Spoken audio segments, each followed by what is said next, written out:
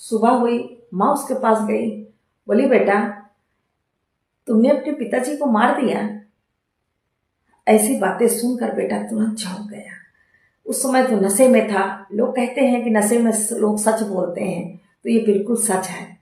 जब वो होश में आया कहता नहीं माँ, ऐसे कैसे हो सकता है, मैं पिताजी को क्यों मारूंगा। बोली नहीं बेटा, तूने खुद ही बोला है कि तुमने नौकरी के लिए पिताजी को मार दिया, पिताजी भी चले गए और नौकरी भी मुझे नहीं मिली। तुमने धक्का दिया था ना पिताजी को कुएं में। बेटा शांत हो गया, क्योंकि उसे अब जो उसने गलत काम किया था अब उसे बर्दाश्त नहीं हो रहा था। वो उसको यही लग रहा था कि मैं किसी से कहकर मन हल्का अपना कर लूं।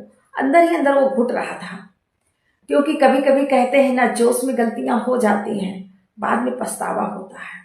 वो माँ को पकड़ कर रोने लगा, बोला हाँ माँ, मैं नौकरी के लिए पिताजी को कुएं में धकेल दिया था, क्योंकि दूसरे गांव में ही मेरे एक दोस्त रहते हैं, उनके पिताजी खत्म हो गए और वो टीचर ही थे, तो पिताजी के जगह उस मेरे दोस्त की नौकरी लग गई।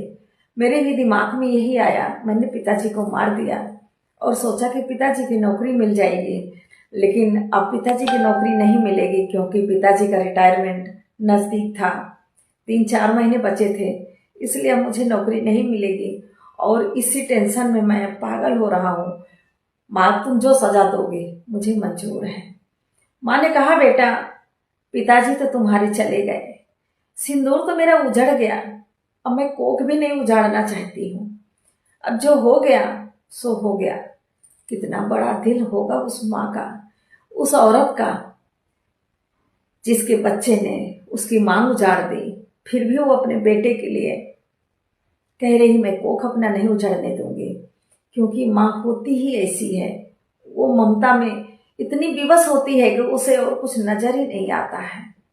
लेकिन उसकी जो बीबी थी, बहू थी जो सास की, उसको बर्दाश्त नहीं हुआ। उसने पति का फोन लेकर थाने में तुरंत फोन कर दिया। पुलिस आई, बेटे को पकड़ ले गई। उसको जब जज सजा सुनाने लगे तब माँ खड़ी हो गई जज के सामने, कहती जज साहब, मेरा सहारा, मेरा पति तो चले ही गए, अब अगर मेरे बेटे को भी आप सजाए मृत्यु दे देंगे तो हम दो औरतें किसके सहारे जिएंगी। मेरे पति को इसने मारा है ना, मैं अपना केस वापस लेती हूँ, मेरी कोख मत